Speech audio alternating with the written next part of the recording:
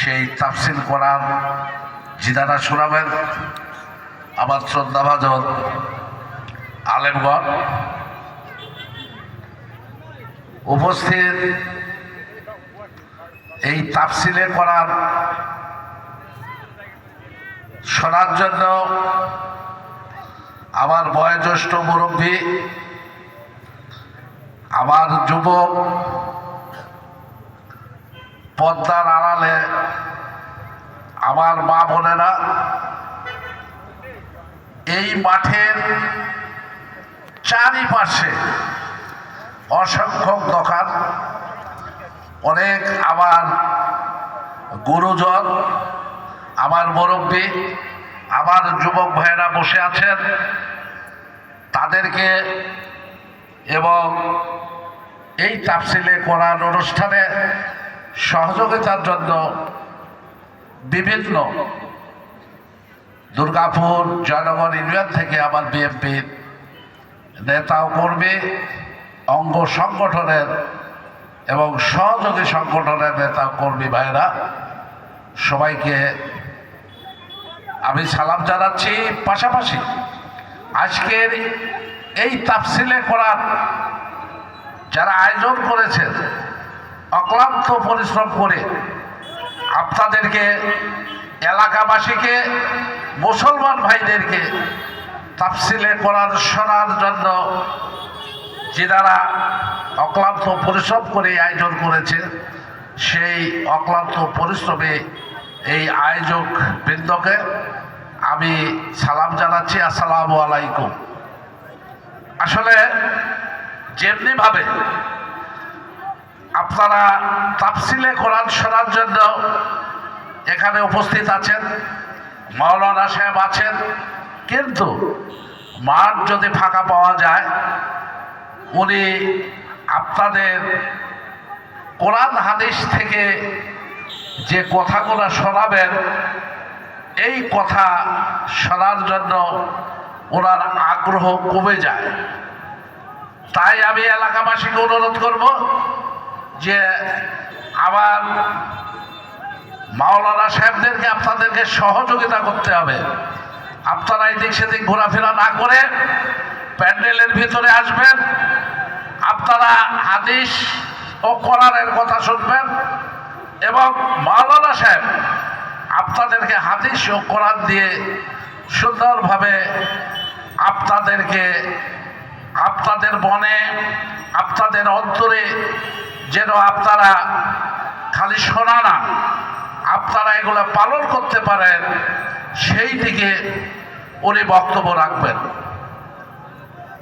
সম্মানিত ভাইয়েরা আমার, আপনাদের উদ্দেশ্যে বলতে চাই, আপনারা যারা উপস্থিত আছেন, যারা উপস্থিত নাই এখানে, আপনাদের নিজ নিজ পরিচিত বন্ধুবান্ধব সহযোগীদেরকে আপনারা এই তাফসিলে কোরআন শোনার জন্য এখান থেকেই আপনারা দাওয়াত দেন। ওনারা যেন এই প্যান্ডেলের ভিতর ওনারা আসেন, মাওলানা সাহেবদেরকে সহযোগিতা করেন। আমার বিএনপি নেতাকর্মীদেরকে অনুরোধ করব যে সবাই এই তাফসিলে কোরআনকে সহযোগিতা করতে হবে এবং এই তাফসিলে কোরআন যেন আমাদের সহযোগিতায় এই তাফসিলে কোরআনটা যেন জনবহুল হয়, এই দিকে সবাইকে নজর রাখতে হবে। দাউকান্দি একটি ঐতিহ্যবাহী নাম। আমি দেখেছি যখন আমি ছাত্র ছিলাম, দুর্গাপুর দাউকান্দি, দাউকান্দিকে দুর্গাপুরের লোক সবসময় সম্মান করত, শ্রদ্ধা করত, ভয়ও করত। কারণ তারা মনে করত দাউকান্দি, এই দাউকান্দি কোনো বিষয়ে, শিক্ষা প্রতিষ্ঠান হোক, সাব রেজিস্ট্রি অফিস হোক, উপজেলা হোক, যে কোনো বিষয়ে দাউকান্দির লোক একসাথে এই প্রতিষ্ঠানগুলো গড়ার জন্য একমত হয়ে দুর্গাপুরের আমরা যারা আছি, আমাদের মুরব্বী আছে যারা আছে, তাদের সঙ্গে মোকাবেলা করেন। যার ফলশ্রুতিতে আপনারা দাউকান্দি ডিগ্রি কলেজ পেয়েছেন। দুর্গাপুর উপজেলা, দুর্গাপুর একটা প্রপার জায়গা, দুর্গাপুর কিন্তু সরকারি ডিগ্রি কলেজ পান নাই। পেয়েছে আপনাদের অক্লান্ত পরিশ্রমের কারণে। আপনারা সবাই একসাথে ছিলেন, আপনাদের সবাই একই মত ছিল যে দাউকান্দিকে এই দুর্গাপুর ডিগ্রি কলেজ করতে হবে। আপনারা সরকারি ডিগ্রি কলেজ পেয়েছেন।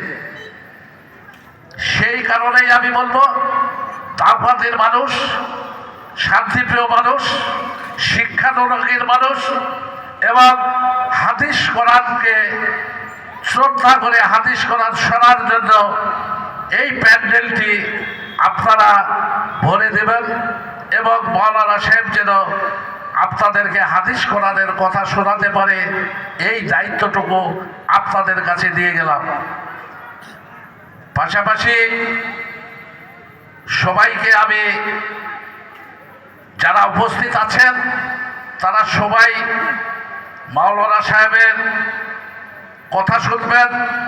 মাওলানা সাহেব কিন্তু এখানে যে কথাগুলো বলবে, এই কথা কিন্তু আমাদের জন্যই বলবে, আমাদের পরকালের জন্য বলবে। আমাদের যারা জীবিত আছি, যারা থাকবো, আমরা মনে করি যে আমাদের মরণ অনেক দেরিতে হবে, তাই না? অনেকেই বিশ্বাস করেন আমাদের মরণ তো হবে না, ইয়াং ম্যান, অনেক দেরিতে হবে। কিন্তু আসলে মরণ কার কখন হবে এটা বলা যাবে না। এটার মালিক একমাত্র আল্লাহ, আল্লাহ ছাড়া কেউ বলতে পারবে না। সেই কারণে আপনারা দাউকান্দির মানুষকে আবারও অনুরোধ করে যাচ্ছি যে আপনারা মাওলানার এই হাদিস কোরআনের কথা শোনার জন্য অবহেলা না করে বসে না থাকে। দোকানদার ভাইদেরকে অনুরোধ করব, আপনারা দোকানে বসে না থাকে, আড্ডা না করে। বাজারে অনেক লোক দেখলাম আমি, বাজারের এই রোড দিয়ে আসতে হিমশিম খাতে হচ্ছে, অনেক লোক বাজারে আছে। আমি বাজার ভাইয়েরা যারা বাজারে অবস্থান করছেন তাদেরকে অনুরোধ করব যে আপনারা এই প্যান্ডেলের ভিতরে আসেন। আপনাদের উদ্দেশ্যেই মাওলানা সাহেব কথা বলবেন, হাদিস কোরআনের এই কথা বলবেন, আপনাদের মঙ্গলের কথা বলবেন। আমরা কিভাবে এই পৃথিবীতে আমরা চলাফেরা করব, আমরা নামাজ পড়বো কি পড়বো না, আমরা আল্লাহর আদেশ মানবো কি মানবো না, এই কথাগুলো নিয়ে উনি বলবেন। এবং সবাইকে আল্লাহর পথে আমরা যেন সবাই আল্লাহর নির্দেশ উপদেশ, আল্লাহর পথে যেন আমরা সবাই থাকতে পারি এবং আল্লাহকে স্মরণ করে আমরা যেন আল্লাহর নিয়মকানুন মেনে, হাদিসের নিয়মকানুন মেনে আমাদের যেন মৃত্যু হয়, এই প্রার্থনা করি। এবং সবাইকে আমি কথা বাড়াবো না, মাওলানা সাহেব আপনাদের কথা শোনাবেন। সবাইকে আমি অনুরোধ করব আপনারা সুশৃঙ্খলভাবে এই মঞ্চে যারা অবস্থান করছেন, যারা আসবেন সবাই সুশৃঙ্খলভাবে মাওলানা সাহেবের কথা শুনবেন, এই আহ্বান জানিয়ে সবার সুস্বাস্থ্য কামনা করে আমার কথা শেষ করলাম। খোদা হাফেজ, আসসালামু আলাইকুম।